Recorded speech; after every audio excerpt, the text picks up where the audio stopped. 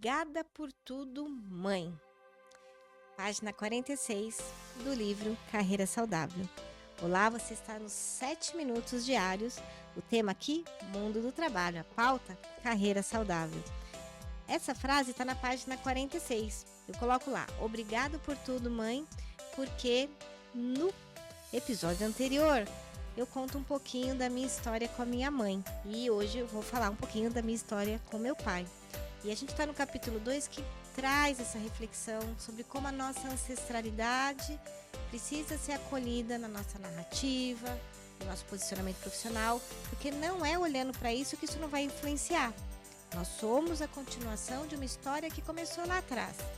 Nossos modelos mentais, nossas crenças foram formadas por esses adultos que estavam ao nosso entorno. E qual é o adulto mais presente? Na maioria dos casos, mamãe e papai.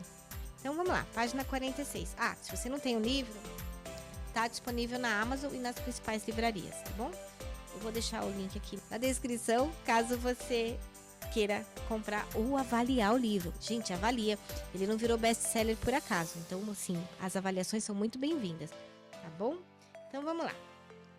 Os ancestrais do meu pai vieram do Japão, um lugar chamado Okinawa, considerado o lugar mais silencioso do país, que até pouco tempo eu desconhecia a relevância histórica dessa região.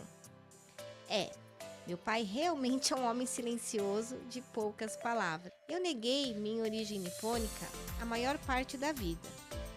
Resgate que fui fazer há pouco tempo, quando compreendi a força que carregamos ao reconhecermos de onde viemos.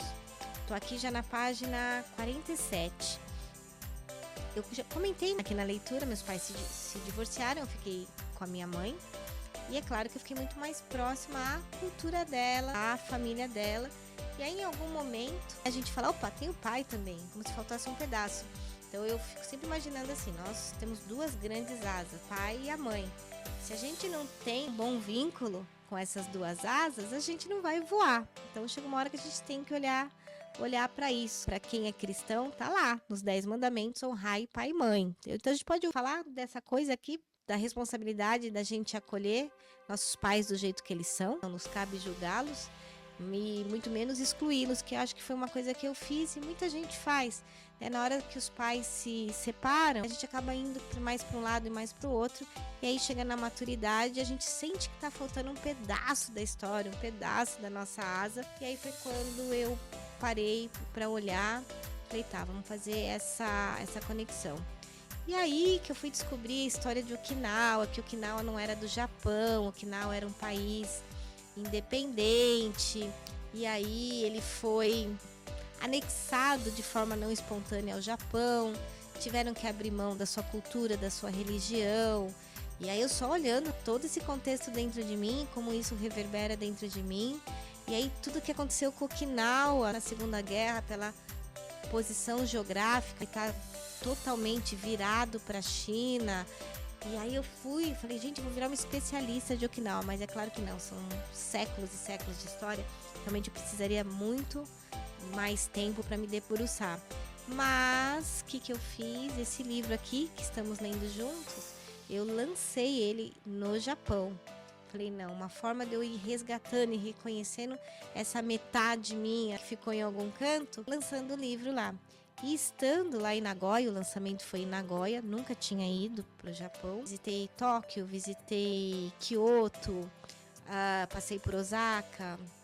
Fui 2 vezes a Kyoto, porque é muita história. Meu Deus do céu, porque é um lugar que não sofreu na Segunda Guerra, não foi destruído. Então é uma arquitetura para você entender da história do Japão.